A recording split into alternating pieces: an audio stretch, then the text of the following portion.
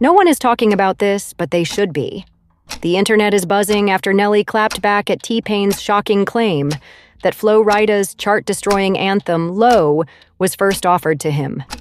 Yes, the same apple-bottom jeans, boots with the fur, classic that dominated the clubs, high school dances, and radio stations for years. T-Pain says Nelly turned it down, but Nelly says he's never even heard the song before it dropped. Somebody's lying, and tonight we're digging deep to find out who. Let's rewind the tape. The year is 2007. Hip-hop and pop are blending like never before. The ringtone era is in full swing, MySpace is king, and songs like Soulja Boy's Crank Dad are rewriting how music spreads. Then comes Flo Rida, a relatively unknown artist at the time, with a debut single so explosive it shoots straight to #1 on the Billboard Hot 100. Low, featuring T-Pain, didn't just become a hit, it became a cultural reset. But here's the twist. According to T-Pain, this song wasn't originally meant for Flo Rida. In a resurfaced interview, T-Pain claimed the record was shopped around first, and one of the biggest names it supposedly landed in front of was Nelly. Yes, the St. Louis superstar, the same man who gave us Hot and Hairy, Ride With Me, and Dilemma. But according to T-Pain, Nelly didn't want it. That's where the story takes a dramatic turn. Because when asked about this claim, Nelly didn't hold back. He straight up denied it. His exact words, "I ain't never heard that song before in my life." He went further, saying T-Pain was flat out lying. And when Nelly speaks with that kind of certainty, you have to wonder, is T-Pain misremembering? Or is there something else at play? Let's be real. Artists passing on songs is not a new phenomenon in the industry. Britney Spears passed on Rihanna's Umbrella. Usher famously passed on Chris Brown's Run It. And even Beyoncé and Rihanna have been rumored to reject songs that later went on to become hits for others. So in theory, it wouldn't be surprising if Low had been offered around. But the question is, was Nelly actually one of those artists? Now here's why this story hits so hard. Low wasn't just a hit, it was a phenomenon. The track spent 10 consecutive weeks at #1. It became the first digital download song in history to sell over 5 million copies in the US alone. And to this day, it's one of the most recognizable songs of the late 2000s. For Nelly to have had the chance to record it and then pass on it would have been one of the biggest what-ifs in hip-hop history. But according to Nelly, that what-if never happened. What exactly do you He's mean? standing firm, denying it entirely. Somebody else is getting that. I'm leaves us with a paying juicy mystery. right now. If I'm Nelly paying never heard it, why right is now. So T-Pain I'm so just confident somebody that he else did? from the last Did cup that T-Pain made him mean someone slightly else? overflowed. Did a demo float around the industry before I know I'm landing not the in only Flo person that Rida's asked for hands? some more noodles and Or is chicken this and then just a chicken case noodle of soup. clouded I know memory I'm not from the a only chaotic, person. The boss is this fast-moving little era scraping in the music? bottom. As the debate Slurping rages up our online, juice, fans are not split. getting a noodle in sight. Some believe T-Pain, I know but pointing I'm out not his the insider only role in producing and writing person. hits of the era. So with that Others being side with said, I Nelly, politely tried to saying give his them tone a and tip, y'all. conviction Yes, I suggest did. he's telling the If truth. you know me, you know After me. all, Yeah, why would Nelly deny it if there was if you any chance guys receipts pour, could put the surface? spoon onto the Now, side let's and talk drip about some of why the this juice story out, like isn't press the just juice about a up hit song. against the container. It's about branding, image, You'll get and more legacy. chicken. You'll get more Because here's vegetables. the You'll kicker. get more onions. Low wasn't That's just what a I Flo Rida need. anthem. I'm paying $10 a pop apple-bottom jeans for commercial. this bowl of soup, And who owned I'm getting apple-bottom jeans? Okay, Panera. So that None was other that. than Nelly himself. Now this. That's right. This. Back This in is what put on my heart to 2003, say. Nelly launched Apple Bottom, If you are a service fashion provider line designed and you do not know how to do specifically to cater to curvy something, women who weren't being represented let's just in say mainstream here. denim at the time. The slogan was if simple. you don't know how to do something apple bottom that is someone like is a work of asking for art. you to do, And guess just what? say that's The not my line cup blew of up. tea. It I'm became not one that of the most thorough in it. recognizable urban I fashion brands may of the 2000s. try it, but So when Flo Rida don't dropped expect Low it to in be exactly how 2007 you with want it T-Pain on the hook because singing I'm not that good at apple-bottom this. jeans, It'll be me boots with the trying. fur. You'll be a crash It wasn't dummy. just a lyric. It'll be my first It was time. product placement. Either It way, was a let that culture-defining person moment. know. Out of respect, For millions of out listeners of around the decency, world, out of apple-bottom jeans meant two things. just Flo Rida's hit song and kindness. Nelly's fashion empire. out of honesty now, for your why damn this self. makes the T-Pain versus Don't tell Nelly nobody or situation get to so doing a complicated. service for somebody If and you don't know Low what was you're really doing. offered to Nelly first, that would mean the brand's biggest moment in pop culture history, the lyric that made Apple Bottoms a household name, almost could have been delivered by the man who owned it. Imagine Nelly himself rapping about apple bottom jeans on the track, repping his own brand. That would have been perfect synergy. But Nelly says no.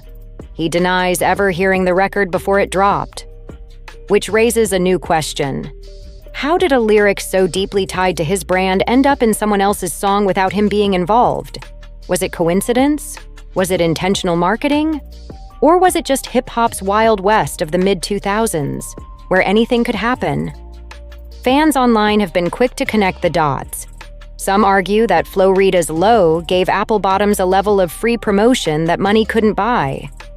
Every time that hook played in a club, every time it hit the radio, every time a kid danced to it at a middle school party, Nelly's brand was being shouted out. That kind of exposure can boost sales overnight. In fact, after the release of Low, apple bottom jeans saw a surge in popularity. They became a pop culture symbol, not just a clothing brand. Even people who had never worn a pair knew the name, thanks to T-Pain's vocals.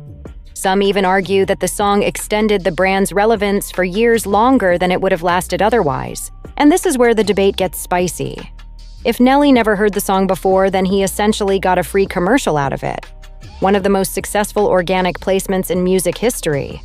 But if T-Pain's claim is true and Nelly passed on the track, then he might have missed out on owning one of the most iconic hip-hop hooks of all time, directly tied to his own business. The layers here are fascinating.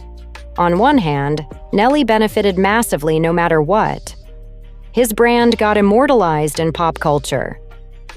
On the other hand, if he truly had the chance to record Low first and said no, then Flo Rida got the hit of a lifetime that could have been Nelly's. And that's the kind of what if that hip-hop fans debate for years. Now let's turn the spotlight to T-Pain. Love him or hate him, you can't deny his influence on 2000s and 2010s hip-hop and R&B. The man practically redefined auto-tune, turning it into an art form and a signature sound for hits. And when it comes to Low, T-Pain isn't just a featured artist. He co-wrote and produced much of the track's infectious hook. T-Pain claims in recent interviews that the song, in its early stages, was shopped around to a few artists before it landed with Flo Rida. And here's the kicker. He specifically mentioned Nelly as someone who had the opportunity to record it first. According to T-Pain, Nelly turned it down, which set the stage for Flo Rida to seize the opportunity and skyrocket to fame with a #1 hit. Fans online have dissected every word of T-Pain's interview. Some point out that his memory could be slightly off. The early 2000s were chaotic, especially for producers working on multiple projects at once. But others say, T-Pain wouldn't fabricate this. He's in the studio, he knows the flow of hits, and he wouldn't make up Nelly being offered the track. And there's some historical context that adds credibility to T-Pain's claim. Back in 2007, it wasn't uncommon for beats and demos to circulate among big-name artists. Producers would pitch hooks, melodies, and even unfinished tracks to several rappers hoping someone would bite. So the idea that Nelly could have been offered Low isn't entirely out of the realm of possibility, even if Nelly says he never heard it. But here's where it gets juicy. Nelly's denial wasn't just a casual comment, he said. "I ain't never heard that song." That's a strong, definitive statement, one that leaves little room for interpretation. Fans immediately flooded social media debating who's telling the truth. Could Nelly genuinely not recognize a song that became a cultural phenomenon? Or is this a case of hip-hop memory and timelines colliding in a messy way? Some analysts point out that Nelly was at the peak of his own career when Low was making waves. He had apple-bottom jeans, chart-topping singles, and a massive touring schedule. Could it be that a demo was sent, but he never got to it in time?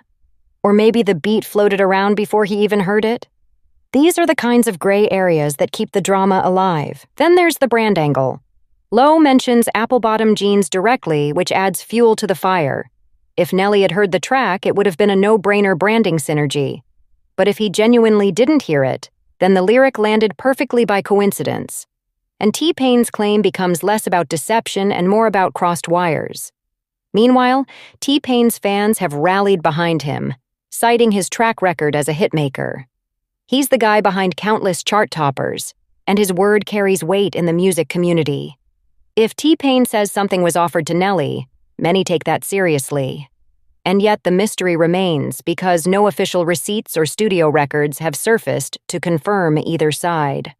Adding to the drama, other artists from that era have chimed in online, some saying, "Yeah, I've seen beats float around and artists miss them all the time."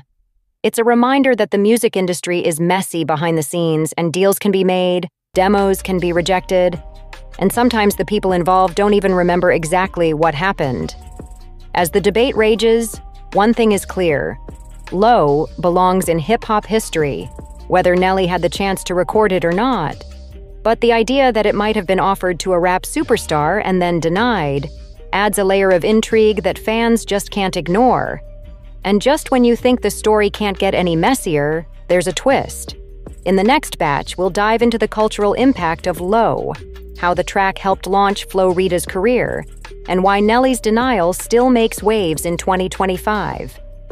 Now, let's talk about the aftermath of Nelly's statement. When he publicly denied T-Pain's claim, social media erupted. Hip-hop forums, Twitter threads, and fan pages lit up with debate. Some argued that Nelly was telling the truth, pointing out that he had no reason to lie about something as iconic as Low. Others sided with T-Pain, citing his insider role as a producer and writer, and his credibility as someone who's been in the trenches of the studio scene for decades. Fans quickly dug into the timeline. Low was released in 2007, right around the height of Nelly's mainstream dominance. He was touring, releasing hits, and expanding his apple-bottom jeans brand. The idea that he could have heard a demo and missed it seems plausible to some, but impossible to others. And that's where the internet thrives. Speculation, theories, and passionate fan arguments that keep stories like this alive for years. So here we are at the final chapter of this saga. Nelly's denial of T-Pain's claim about Low has sparked endless debate, but the truth of the matter may not ever fully surface. What we do know is that the song became a cultural phenomenon, a defining anthem of the 2000s, a track that still resonates nearly 2 decades later. And Nelly's brand, apple-bottom jeans, received unparalleled promotion, whether he participated or not. The lasting legacy of this story lies in the intersection of music, branding, and memory.